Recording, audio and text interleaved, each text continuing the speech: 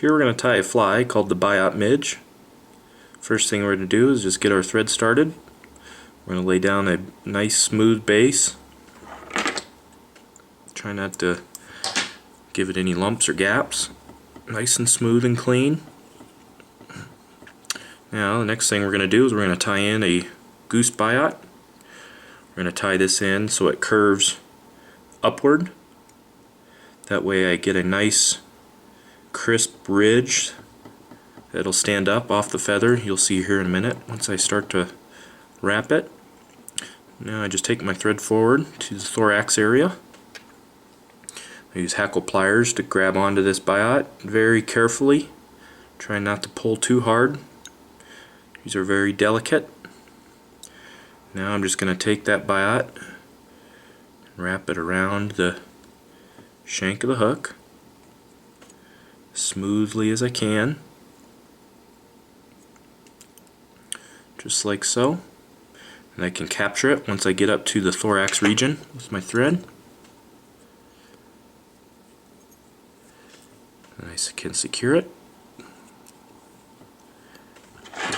and trim out the extra piece here. Now I'm ready to dub the thorax. For that I'm just going to use some black Superfine dubbing. You don't necessarily have to tie this in black. You can tie it in green or cream, brown, gray, whatever color you desire. I seem to use a lot of black ones, so that's one of my favorites. And all we're doing is we're building up a bit of a ball for the thorax.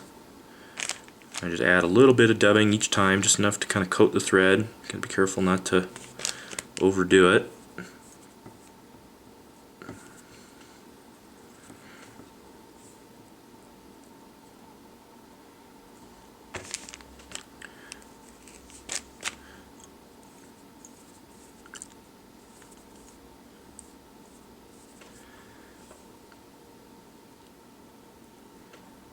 There we go. I'm going to take my thread to the front. We're ready for the hackle. For that I'm just going to use some black hen hackle. I'm actually going to take the feather and I'm going to clip my hackle pliers right onto the tip of the feather, just like that. I'm going to stroke all those fibers backwards away from the tip. That's what I'm going to tie into the fly with.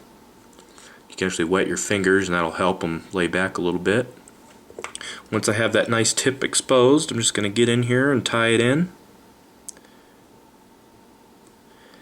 Once you have it tied in, you can trim out the tip or the extra.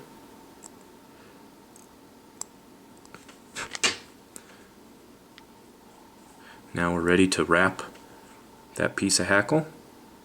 I'm just going to wrap it around the head, right in front of the thorax. With each wrap, you can actually just gently stroke those fibers backwards, so they lay back nice and clean.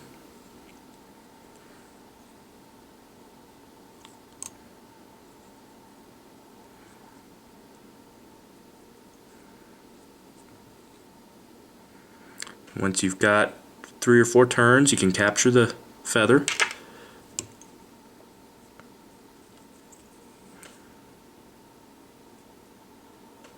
And you could trim out the stem, the extra.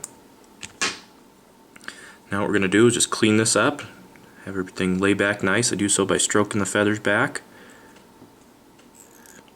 and then wrapping around the head here, just cleaning it up.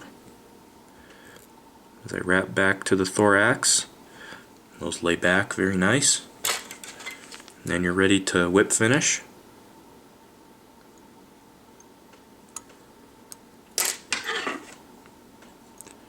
And that's all there is to a Biot Midge. Very simple, easy and effective fly. Could be tied in a variety of colors and sizes. It's a delicate fly, just because of the biots and the fine hackle, but extremely effective. That's the Biot Midge.